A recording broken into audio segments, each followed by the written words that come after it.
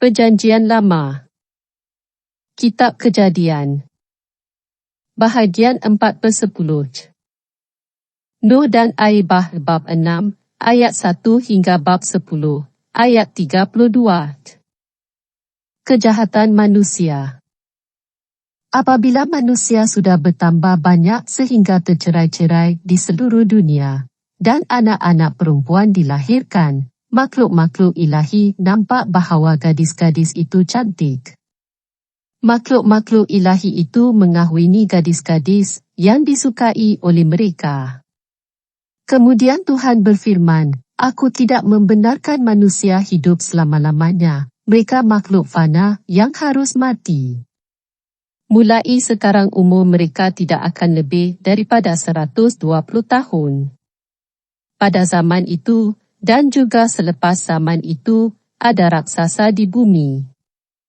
Mereka keturunan gadis-gadis manusia yang berkahwin dengan makhluk-makhluk ilahi. Raksasa-raksasa itu pahlawan handalan dan termasyhur pada zaman dahulu kala. Tuhan nampak betapa jahatnya manusia di bumi. Fikiran mereka sentiasa dipenuhi kejahatan. Oleh itu Tuhan menyesal kerana sudah menjadikan manusia dan menempatkan mereka di bumi. Tuhan begitu kecewa sehingga Dia berfirman, "Aku akan membinasakan manusia yang sudah kuciptakan itu, dan juga semua binatang serta burung, kerana aku menyesal menciptakan semuanya." Tetapi Nuh menyenangkan hati Tuhan. Nuh. Inilah riwayat Nuh. Dia mempunyai 3 orang anak lelaki, yaitu Sem, Yafet, dan Ham. Nuh tidak berbuat salah, dan dia satu-satunya orang yang baik pada zamannya. Dia hidup akrab dengan Allah, tetapi semua orang lain jahat di sisi Allah, dan kekejaman terdapat di mana-mana. Allah memandang dunia dan nampak kejahatan sahaja, kerana kehidupan semua manusia jahat. Kemudian Allah berfirman kepada Nuh, "Aku sudah mengambil keputusan untuk menamatkan hidup semua manusia. Aku akan membinasakan mereka beserta bumi, kerana bumi sudah penuh dengan kekejaman mereka. Binalah sebuah bahtera untukmu, sebuah bahtera daripada kayu keras. Buatlah bilik-bilik di dalamnya, dan lapisilah bahagian dalam dan luar bahtera itu dengan tar. Bahtera itu harus berukuran 133 meter panjang, 22 meter lebar, dan 13 meter tinggi. Buatlah bumbung pada bahtera itu, dan berilah jarak 44 cm di antara bumbung dan dindingnya. Buatlah bahtera itu bertingkat 3, dan pasanglah sebuah pintu di sisinya. Aku akan mendatangkan banjir untuk membinasakan setiap makhluk yang hidup di bumi. Segala sesuatu di bumi akan mati, tetapi aku hendak membuat perjanjian dengan engkau. Masuklah ke dalam bahtera itu bersama-sama istrimu, anak-anakmu serta istri-istri mereka. Bawalah seekor jantan dan seekor betina daripada setiap jenis burung dan binatang darat, yang kecil mahupun yang besar, supaya semua itu tidak turut binasa. Bawalah juga segala jenis makanan untukmu dan untuk semua binatang itu." Nuh melakukan segala sesuatu yang diperintahkan Allah. Banjir. Kemudian Tuhan berfirman kepada Nuh, "Aku mendapati engkau satu-satunya orang yang melakukan kehendakku.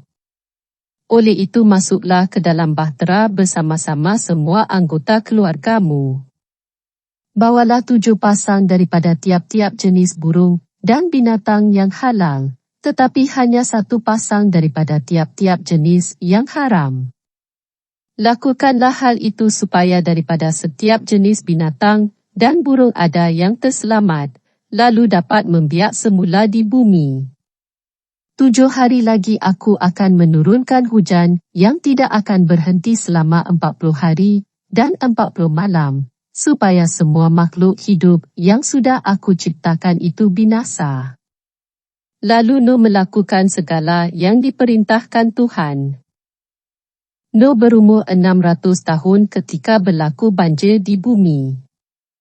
Nuh dan istrinya, bersama dengan anak-anaknya serta isteri-isteri mereka, masuk ke dalam bahtera untuk menyelamatkan diri daripada banjir. Seekor jantan dan seekor betina daripada tiap-tiap jenis burung dan binatang, baik yang halal maupun yang haram, masuk ke dalam bahtera bersama dengan Nuh, seperti yang diperintahkan oleh Allah. 7 hari kemudian banjir melanda bumi. Ketika Nuh berumur 600 tahun, pada hari ke-17, bulan kedua, segala mata air di bawah tanah terbelah. Segala pintu air di langit terbuka, lalu hujan turun selama 40 hari dan 40 malam. Pada hari itu juga, Nuh dan istrinya masuk ke dalam bahtera bersama dengan ketiga-tiga orang anak mereka, yaitu Sem, Yafet, dan Ham, serta isteri masing-masing. Bersama-sama mereka masuk pula setiap jenis binatang, baik yang jinak maupun yang liar, yang besar maupun yang kecil, dan juga setiap jenis burung. Seekor jantan dan seekor betina daripada tiap-tiap makhluk hidup masuk ke dalam bahtera bersama dengan Nuh, seperti yang diperintahkan oleh Allah. Selepas semuanya masuk, Tuhan menutup pintu bahtera. Banjir terus-menerus melanda bumi selama 40 hari, dan air naik sehingga bahtera terapung. Air semakin naik sehingga bahtera terapung-apung pada permukaan air. Air masih naik sehingga meliputi gunung-gunung yang paling tinggi. Air terus-menerus naik sampai 7 meter lebih tinggi daripada puncak gunung. Tuhan membinasakan semua makhluk yang hidup di bumi, manusia, burung, dan binatang darat yang kecil maupun yang besar. Hanya Nuh dan semua yang ada bersama-sama dia di dalam bahtera tidak binasa. Air tidak kunjung surut selama 150 hari. Banjir berakhir. Allah tidak melupakan Nuh dan semua binatang yang ada bersama-samanya di dalam bahtera. Allah membuat angin bertiup sehingga air mulai surut. Segala mata air di bawah tanah dan pintu air di langit ditutup. Hujan berhenti, lalu air semakin surut. Selepas 150 hari, paras air tidak berapa tinggi lagi. Pada hari ke-17 bulan ke-7, bahtera itu terkandas di sebuah puncak di banjaran Ararat. Air semakin surut dan pada hari pertama bulan ke-10, puncak-puncak gunung mula kelihatan. Selepas 40 hari, Nuh membuka sebuah tingkap bahtera lalu melepaskan seekor burung gagak. Burung itu tidak kembali tetapi terbang kian kemari, sehingga air banjir surut sama sekali. Sementara itu, Nuh melepaskan seekor burung merpati untuk mengetahui sama ada air sudah surut. Oleh sebab air masih meliputi seluruh muka bumi, burung merpati itu tidak mendapat tempat untuk hinggap. Burung merpati itu kembali ke bahtera. Nuh menghulurkan tangannya, lalu membawa burung itu ke dalam bahtera. Nuh menunggu selama 7 hari, kemudian melepaskan burung itu semula. Pada petang hari, burung itu kembali kepada Nuh sambil membawa sehelai daun zaitun yang segar pada paruhnya. Dengan itu Nuh mengetahui bahawa air sudah surut. Dia menunggu selama 7 hari lagi, lalu melepaskan merpati itu sekali lagi. Kali ini merpati itu tidak kembali. Ketika Nuh berumur 601 tahun, pada hari pertama bulan pertama, air telah surut sama sekali. Nuh membuka bumbung bahtera dan memandang di sekelilingnya. Dia mendapati permukaan tanah sudah mulai kering. Pada hari ke-27 bulan kedua, bumi telah kering. Kemudian Allah berfirman kepada Nuh, keluarlah dari bahtera bersama-sama istrimu, anak-anakmu serta isteri-isteri mereka. Bawalah keluar semua burung dan binatang darat, yang kecil mahupun yang besar, supaya burung dan binatang itu dapat berkembang biak dan tersebar ke seluruh bumi. Nuh keluar dari bahtera bersama dengan istrinya, anak-anaknya serta istri masing-masing. Semua burung dan binatang darat keluar dari bahtera, tiap-tiap jenis bersama dengan kelompok sejenisnya. Nuh mempersembahkan korban. Nuh mendirikan sebuah mazbah untuk Tuhan. Dia mengambil seekor daripada tiap-tiap jenis burung dan binatang yang halal, lalu di atas mazbah itu, mempersembahkan semuanya sebagai korban untuk menyenangkan hati Tuhan. Bau harum korban itu menyenangkan hati Tuhan, lalu Tuhan berfirman di dalam hati, "Aku tidak lagi mengutuk bumi kerana perbuatan manusia. Aku tahu bahawa sejak masa muda, fikiran manusia itu jahat. Aku tidak lagi membinasakan semua makhluk hidup, seperti yang telah aku lakukan kali ini. Selagi bumi ini ada, akan ada masa menanam dan masa menuai, musim sejuk dan musim panas, musim kemarau dan musim hujan, siang dan malam." Perjanjian Allah dengan Nuh. Allah memberkati Nuh dan anak-anaknya, serta berfirman kepada mereka, "Hendaklah kamu mempunyai anak cucu yang banyak supaya keturunan kamu mendiami seluruh bumi. Semua burung dan ikan, serta binatang lain akan takut kepada kamu, semuanya berada dalam kekuasaan kamu. Kini kamu boleh makan semuanya, serta tumbuh-tumbuhan hijau. Aku memberikan semua itu kepada kamu sebagai makanan.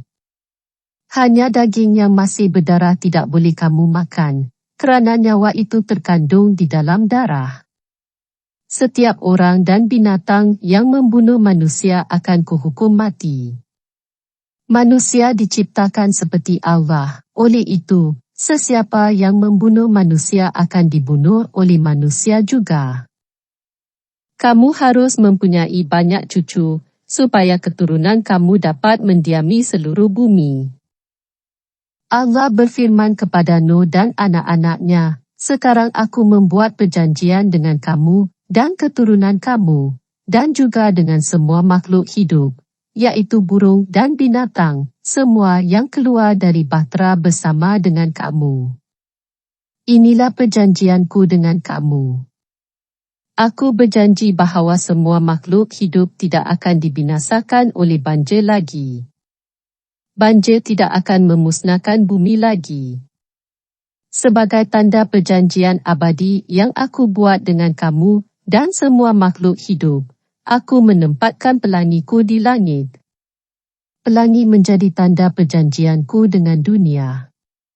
Tiap-tiap kali aku meliputi langit dengan awan dan pelangi itu kelihatan, aku akan mengingat perjanjianku dengan kamu dan dengan semua makhluk hidup, bahawa banjir tidak lagi akan membinasakan semua makhluk hidup. Apabila pelangi itu kelihatan di langit, aku akan melihatnya dan mengingat perjanjian abadi antara aku dan semua makhluk yang hidup di bumi. Skim tanda perjanjian yang aku buat dengan semua makhluk yang hidup di bumi." Nuh dan anak-anaknya. Anak-anak Nuh yang keluar dari bahtera itu ialah Sem, Ham, dan Yafet. Ham ialah bapa Kanaan. Ketiga-tiga orang anak Nuh itu ialah nenek moyang semua orang di dunia. Nuh ialah petani, dan dialah yang mula-mula menanam anggur. Setelah Nuh minum wainnya, dia menjadi mabuk. Dia menanggalkan semua pakaiannya lalu berbaring telanjang di dalam kemahnya. Apabila Ham, bapa Kanaan, melihat bapanya bertelanjang, dia keluar dan memberitahukan hal itu kepada kedua-dua orang saudaranya. Kemudian Sem dan Yafet mengambil sehelai jubah.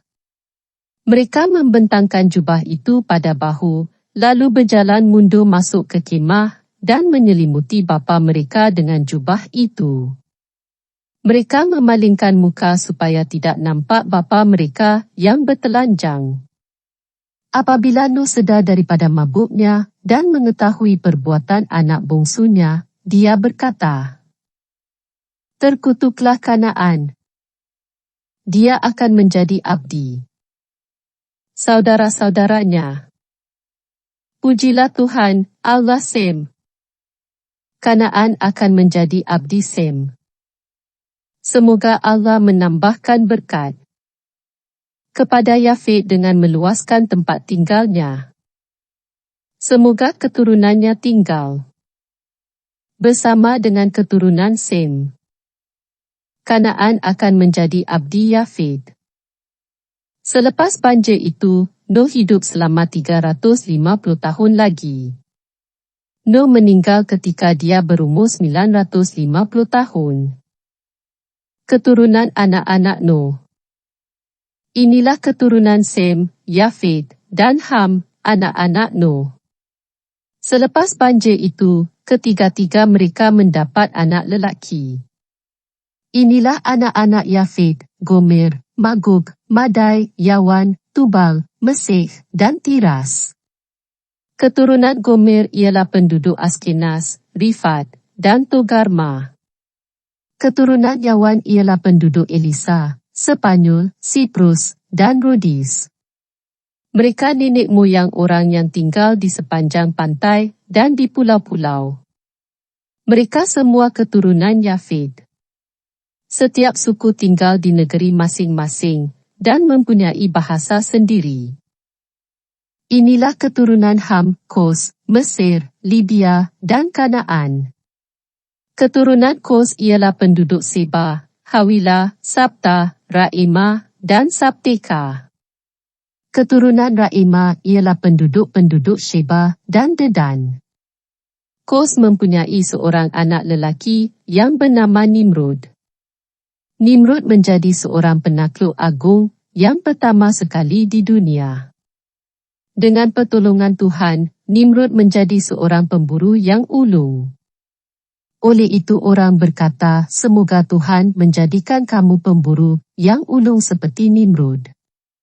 Mula-mula kerajaan Nimrod meliputi Babel, Erech, dan Akkad, yang semuanya di Babilonia. Dari sana, Nimrod pergi ke Asyur lalu membina kota Niniwe, Rehoboth Ir, Kalah, dan Resen, yang terletak di antara Niniwe dan Kalah, sebuah kota yang besar. Keturunan Mesir ialah penduduk Lydia, Anamim, Lehabim, Naftuhim, Patrusim, Kasluhim, dan Kafturim, nenek moyang bangsa Filistin. Anak Kanaan ialah Sidon yang sulung, dan Het. Kanaan juga nenek moyang orang Yebusi, Amori, Girgasi, Hiwi, Arki, Sini, Arwadi, Semari, dan Hamati. Keturunan suku-suku Kanaan itu terserak jauh sampai ke sempadan negeri mereka dan meluas dari Sidon ke selatan menuju Gerar, sampai ke Gaza, dan ke timur menuju Sodom, Gomora, Edma, dan Zebom, sampai ke Lasa. Mereka semua keturunan Ham. Setiap suku tinggal di negeri masing-masing dan mempunyai bahasa sendiri. Sem, abang Yafet, ialah nenek moyang semua orang Ibrani. Inilah anak-anak Sem, Elam, Ashur, Arphaxad, Lud, dan Aram. Keturunan Aram ialah penduduk Us, Hol, Geter, dan Mas. Arphaxad bapa Selah, dan Selah bapa Eber. Eber mempunyai dua orang anak lelaki, yang pertama dinamakan Peleg, kerana pada zamannya penduduk dunia terbahagi-bahagi. Anak yang kedua bernama Yoktan. Keturunan Yoktan ialah penduduk Almodad, Selif, Hazamawit, Yerah, Hadoram, Uzal, Dikla, Obal, Abimael, Sheba, Ophir, Hawila, dan Wayobab. Mereka semua keturunan Yoktan. Daerah tempat tinggal mereka meluas dari Mesa ke Sefar, kawasan pergunungan di sebelah timur. Mereka semua keturunan Sem. Setiap suku tinggal di negeri masing-masing dan mempunyai bahasa sendiri. Mereka semua keturunan Nuh, suku demi suku, menurut jurai keturunan masing-masing. Selepas banjir itu, semua orang di dunia keturunan anak-anak Nuh. Kami memohon sokongan anda dengan menunjukkan penghargaan untuk saluran kami. Jika anda menikmati kandungan kami, jangan lupa tekan butang like, subscribe, dan tekan butang pemberitahuan. Terima kasih atas sokongan anda. Demi Tuhan, untuk penyelamatan jiwa anak-anak Tuhan.